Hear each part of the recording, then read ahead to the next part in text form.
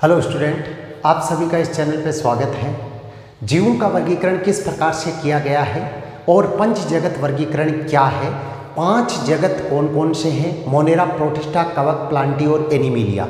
इन पांचों जगतों के लक्षण क्या है और इन पांचों जगतों में कौन कौन से जीवों को सम्मिलित किया गया है और किस प्रकार से सम्मिलित किया गया है, आज हम इस क्लास के अंदर इस बारे में कंप्लीट पढ़ेंगे।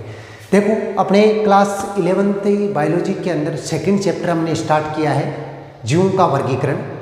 और जीवों के वर्गीकरण में इससे पहले वाली क्लास में हमने पंच जगत वर्गीकरण है, उसमें कौन कौन से जगत हैं और किस आधार पर उन जगतों को बनाया गया है उसके बारे में पढ़ लिया। इस चैप्टर में हम पांचों जगतों के बारे में विस्तार से पढ़ेंगे। उससे पहले आप लोगों को दिख रहा होगा, मैंने आज एक सारणी बनाई है और इस सारणी से आप लोगों को ये पूरा चैप्टर अच्छी तरह से कंप्लीट समझाऊंगा मैं और आप लोगों के बिल्कुल क्लियर भी हो जाएगा ये चैप्टर। क्योंकि देखो, पांच जगत आप लोगों को दिख रहा होगा, पंच जगत, पहला मोनेरा, दूसरा प्रोटिस्टा, तीसरा फंजाई, या इसको हम क्या लिख सकते हैं, कवक भी लिख सकते हैं, ठीक है, फंजाई या कवक, प्लांटी और एनीमिलिया। अभी इनके सामान्य लक्षण क्या होते हैं और किस प्रकार के जीवों को इसके अंदर रखा जाता है, ये बातें आज की इस क्लास में हम करेंगे। क्लास को स्टार्ट करने से पहले आप लोगों को कुछ बेसिक के बारे में मैं बताऊंगा कि जैसे हमने इससे पहले वाली क्लास के अंदर पढ़ा, प्रोकैरियोटिक यूकैरियोटिक क्या होता है यह आपको पता होना चाहिए। सबसे पहली चीज प्रोकैरियोटिक यूकैरियोटिक क्या होता है। दूसरी चीज कोशिकांग क्या होते हैं, मतलब कोशिका द्रव्य होता है, उसके अंदर जो कोशिकांग पाए जाते हैं वो क्या होते हैं। तीसरी बात पोषण क्या होता है, तो पोषण दो प्रकार का, स्वपोषी और परपोषी या विषमपोषी क्या होता है। और तीसरा जनन क्या होता है। ये चारों चीजें आपको पहले आनी चाहिए और अगर आपको अभी तक ये चीजें नहीं आ रही है तो इससे पहले वाली क्लास में आप लोग देखिए कि ये क्या होता है, उसके बाद में इस क्लास को स्टार्ट कीजिए, आप लोगों के अच्छी तरह से समझ में आएगा। हम बात करते हैं सबसे पहले, देखो, मोनेरा, प्रोटिस्टा, फंजाई, प्लांटी और एनीमिलिया। इस सारणी को अच्छी तरह से समझना। लक्षण, इधर लक्षण दिए हुए हैं, इधर मोनेरा के लक्षण, इधर प्रोटिस्टा के, यहाँ पे फंजाई के, प्लांटी के और एनीमिलिया के। इसमें क्या होगा कि जैसे एग्जाम के अंदर क्वेश्चन ये पूछा जा सकता है कि किसी का भी पूछ ले कि मोनेरा के 5 लक्षण बताइए, ठीक है, तो इस सारणी से हम बिल्कुल लिख सकते हैं। बहुत कुछ है वो इस सारणी से हम सीख सकते हैं। कैसे? जैसे सबसे पहले हम बात करते हैं लक्षण की अच्छी तरह से। लक्षण में कोशिका का प्रकार। देखो, कोशिका क्या होती है, सबको पता है कि सजीव की संरचनात्मक और क्रियात्मक इकाई होती है, उसको क्या बोला जाता है, कोशिका बोला जाता है। तो कोशिका है वो दो प्रकार की होती है, एक तो क्या होती है प्रोकैरियोटिक कोशिका और दूसरी क्या होती है यूकैरियोटिक कोशिका। जिसके अंदर स्पष्ट केंद्रक नहीं दिखाई देता है वो तो होती है प्रोकैरियोटिक कोशिका, और जिसमें स्पष्ट केंद्रक दिखाई देता है वो होती है यूकैरियोटिक कोशिका। बात याद रखना ये चीज कि जिसके अंदर स्पष्ट केंद्रक नहीं दिखाई देता है वो होती है प्रोकैरियोटिक और जिसमें दिखाई देता है वो होती है यूकैरियोटिक। तो अपने 5 जगत है, देखो पांचों जगत है, पांचों में से कौन सी प्रोकैरियोटिक होती है और कौन सी यूकैरियोटिक होती है, तो सीधा सा और क्लियर, पहला जो मोनेरा होता है वो क्या होती है, प्रोकैरियोटिक, और बाकी सभी की सभी क्या होती है, यूकैरियोटिक। एक पॉइंट, एक लक्षण अच्छी तरह से समझ में आ गया होगा। मतलब 5 जगत है, उनमें से सबसे पहला जो मोनेरा जगत है वो तो किस प्रकार का होता है, प्रोकैरियोटिक होता है, और बाकी आगे के जो चारों जगत होते हैं वो किस प्रकार के होते हैं, यूकैरियोटिक होते हैं। अब क्यों होते हैं, कारण में देखो, सीधा सा कारण है, मोनेरा जगत में जो जीव आते हैं उनके अंदर स्पष्ट केंद्रक नहीं दिखाई देता है। क्लियर? मोनेरा के अंदर जो जीव आते हैं उनके अंदर स्पष्ट केंद्रक नहीं दिखाई देता है, और बाकी जो भी ये चारों है इनके अंदर क्या होता है, स्पष्ट केंद्रक दिखाई देता है। अच्छी तरह से समझ में आ गया होगा कि मोनेरा में तो स्पष्ट केंद्रक, मतलब जो जीव होते हैं उनमें स्पष्ट केंद्रक नहीं दिखता है और बाकी सब के अंदर दिखाई देता है। इस कारण से मोनेरा में कौन से जीवों को रखा गया है, प्रोकैरियोटिक जीवों को रखा गया है, और बाकी सभी में कौन से जीव आते हैं, यूकैरियोटिक जीव आते हैं। दूसरी देखो पॉइंट, केंद्रक झिल्ली। केंद्रक झिल्ली किसको बोला जाता है? मतलब कोई भी कोशिका होती है उसके अंदर बीच में एक गोलाकार संरचना पाई जाती है जिसको केंद्रक बोला जाता है। क्या बोला जाता है? केंद्रक। और केंद्रक के चारों तरफ जो आवरण पाया जाता है उसको क्या बोला जाता है? केंद्रक झिल्ली बोला जाता है। केंद्रक के चारों तरफ जो आवरण पाया जाता है उसको क्या बोला जाता है? केंद्रक झिल्ली बोला जाता है। अब केंद्रक झिल्ली मोनेरा होता है उसमें अनुपस्थित। क्यों अनुपस्थित? सीधी सी बात है कि मोनेरा क्या होता है? प्रोकैरियोटिक होता है। मोनेरा क्या होता है? प्रोकैरियोटिक। तो मोनेरा प्रोकैरियोटिक होता है तो प्रोकैरियोटिक में इसमें केंद्रक होता ही नहीं है, स्पष्ट केंद्रक होता ही नहीं है। अगर स्पष्ट केंद्रक नहीं होगा तो केंद्रक झिल्ली होने का कोई चांस नहीं है। ठीक है, मतलब स्पष्ट केंद्रक नहीं होगा तो केंद्रक झिल्ली भी नहीं होगी। मतलब मोनेरा में तो केंद्रक झिल्ली क्या होती है? अनुपस्थित होती है। और बाकी सब में केंद्रक पाया जाता है तो बाकी सब के अंदर क्या होगी? केंद्रक झिल्ली उपस्थित होगी। 2 पॉइंट क्लियर हो गए होंगे अच्छी तरह से। पहला कोशिका का प्रकार और दूसरा केंद्रक झिल्ली। क्लियर।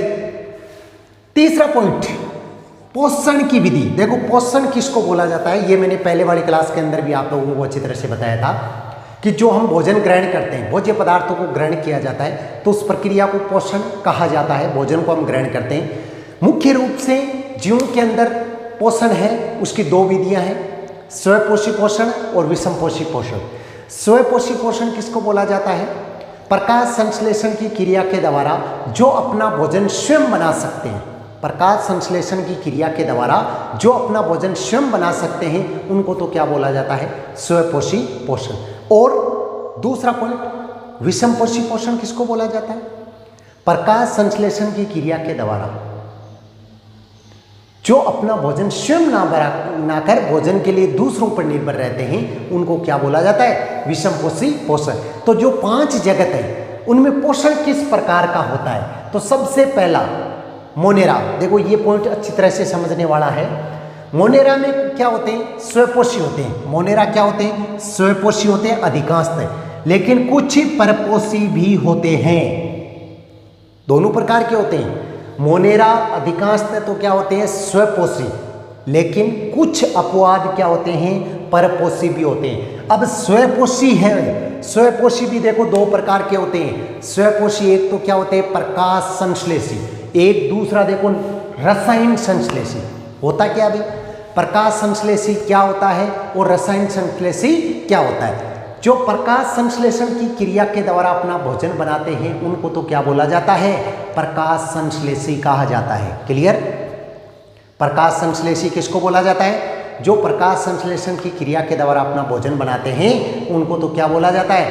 प्रकाश संश्लेषी कहा जाता है। और कुछ ऐसे पौधे होते हैं जो रसायनों के द्वारा अपना भोजन बनाते हैं, कुछ रसायनों के द्वारा अपना भोजन बनाते हैं उनको क्या बोला जाता है? रसायन संश्लेषी कहा जाता है। तो मोनेरा देखो पोषण किस प्रकार का होता है? स्वपोषी पोषण होता है।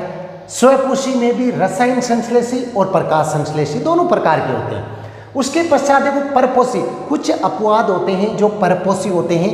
परपोषी में देखो बहुत सारे हमने प्रकार पढ़े थे। परजीवी भी बेटा था, मर्तोपजीवी भी, शाकाहारी, मांसाहारी, सर्वाहारी, ये इससे पहले वाली क्लास में कंप्लीट मैंने बता दिया है।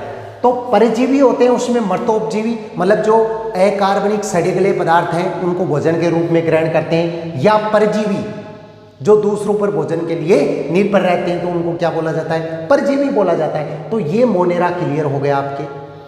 दूसरा है प्रोटिस्टा। प्रोटिस्टा स्वपोषी होते हैं। प्रोटिस्टा किस प्रकार के होते हैं? स्वपोषी, कुछ अपवाद स्वरूप परपोषी भी होते हैं इसमें भी, लेकिन अधिकांशतः क्या होते हैं? स्वपोषी। और स्वपोषी में क्रिया किस प्रकार की होती है? प्रकाश संश्लेषी। किस प्रकार की क्रिया होती है? प्रकाशी संश्लेषी। अगला फंजाई या कवक, परपोषी प्रकार के होते हैं। बिल्कुल सीधा सा क्लियर, अलग ही। स्वपोषी बिल्कुल नहीं होते हैं। परपोषी मतलब भोजन के लिए दूसरों पर निर्भर रहते हैं। परपोषी में भी देखो एक तो मर्तपोषी और परजीवी। परजीवी जो दूसरों के ऊपर निर्भर रहकर अपना जीवन यापन करेंगे वो परजीवी, और मर्तपोषी सड़े गले अकार्बनिक पदार्थों को भोजन के रूप में ग्रहण करेंगे उसको मर्तजीवी।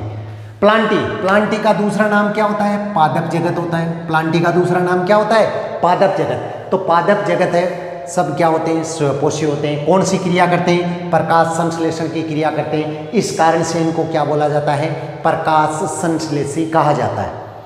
जो प्रकाश संश्लेषण की क्रिया करते हैं वो प्रकाश संश्लेषी कहलाते हैं। तो जितने भी पादप या प्लांटी जगत है वो सब के सब किस प्रकार के होते हैं, स्वपोषी प्रकार के होते हैं। और सबसे अंतिम एनिमिलिया, जिसको क्या बोला जाता है, जंतु जगत बोला जाता है। एनिमिलिया किसको बोला जाता है, जंतु जगत को बोला जाता है। और एनिमिलिया में सब के सब क्या होते हैं, परपोषी, मतलब प्रकाश संश्लेषण की क्रिया होने का कोई चांस नहीं है जंतुओं में। क्यों, क्योंकि हरित लवक जहाँ पे उपस्थित होता है, जिसमें हरित लवक उपस्थित होता है उनमें प्रकाश संश्लेषण की क्रिया होती है, और जिनमें नहीं उपस्थित होता है उसके अंदर नहीं होती है। तो जितने भी जंतु या एनिमिलिया है वो परपोषी प्रकार के, अलग अलग प्रकार के सहभोजी हो सकते हैं, मर्तोपजीवी भी हो सकते हैं, शाकाहारी भी हो सकते हैं, मांसाहारी भी हो सकते हैं, सर्वाहारी भी हो सकते हैं। तो ये सब के सब क्या होते हैं, जंतु या एनिमिलिया जगत में। और सबसे अंतिम पॉइंट है आप लोगों के लिए प्रजनन की विधि। देखो प्रजनन किसको बोला जाता है, पहली केवल बात, जनन या प्रजनन किसको बोलते हैं। कोई भी जीव होता है वो अपने समान संतति उत्पन्न करता है, तो उस प्रक्रिया को क्या बोला जाता है, प्रजनन। और ये स्थिति प्रत्येक जीव में पाई जाती है, मतलब प्रजनन की क्रिया है वो प्रत्येक जीव करता है। प्रजनन की क्रिया क्या करता है, प्रत्येक जीव करता है। प्रजनन या जनन किसको बोला जाता है, कोई भी जीव द्वारा, किसी जीव द्वारा अपने समान संतति उत्पन्न करने की प्रक्रिया को क्या बोला जाता है, प्रजनन कहा जाता है। अब प्रजनन देखो कौन से जगत में किस प्रकार का होता है, स्वयुग्मन। स्वयुग्मन मतलब दोनों युग्मक कारक यदि समान होते हैं दिखने में, जैसे मनुष्य होता है, मनुष्य में नर युग्मक शुक्राणु होता है, उसकी सर्जना दागिनुमा होती है। मादा युग्मक अंडाणु होता है, वो अंडाकार होता है। तो दोनों की संरचना अलग अलग प्रकार की होती है, ठीक है। तो वो क्या होता है, विषम युग्मन होता है। क्या कहलाता है, विषम युग्मन। और स्वयुग्मन मतलब नर युग्मक और दोनों युग्मक दोनों क्या होते हैं, समान होते हैं, तो उस क्रिया को क्या बोला जाता है, स्वयुग्मन बोला जाता है। दूसरा प्रोटिस्टा। प्रोटिस्टा में देखो युग्मक सलियन। युग्मक सलियन मतलब क्या होगा, नर युग्मक और मादा युग्मक जब आपस में मिलते हैं तो उस क्रिया को क्या बोला जाता है, युग्मक सलियन। एवं कुछ इसके अंदर स्वयुग्मन भी होते हैं। युग्मक सलियन किसको बोला जाता है, जब नर युग्मक एवं मादा युग्मक आपस में मिलते हैं तो क्या कहलाता है, युग्मक सलियन। और उसके पश्चात देखो फंजाई, प्लांटी, एनिमिलिया, इन सब में क्या होता है, निषेचन की क्रिया होती है। निषेचन पता होगा आपको, अगर नहीं पता है तो आगे टॉपिक आ जाएगा। अभी केवल मैं शॉर्ट में इतना ही बता रहा हूँ कि नर युग्मक मादा युग्मक से मिलता है तो युग्मक सलियन होता है, जिससे युग्मनज का निर्माण होता है, और उस क्रिया को बोला जाता है निषेचन। उस क्रिया को क्या बोला जाता है, निषेचन। तो ये देखो कुछ जो अपने 5 जगत, मतलब अच्छी तरह से देखना एक बार इसको, कि 5 जगत जो आप लोगों को दिख रहे हैं कौन कौन से हैं। पहली बात तो Monera, protista, fungi, Plantae, Animalia, ये 5 जगत है। इन 5 जगतों में कुछ 4 लक्षण, मेन इंपॉर्टेंट लक्षण, उनके बारे में हमने बात की।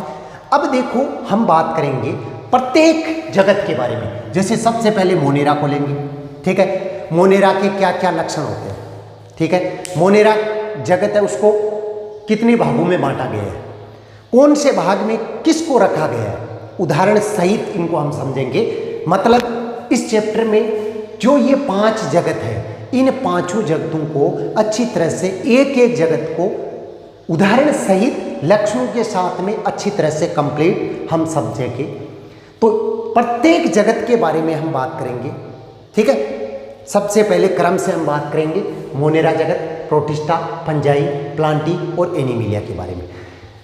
ये आप लोगों के अच्छी तरह से समझ में आया होगा। आप लोगों को इसको अपनी नोटबुक के अंदर उतारना है और उसके पश्चात अच्छी तरह से समझना है।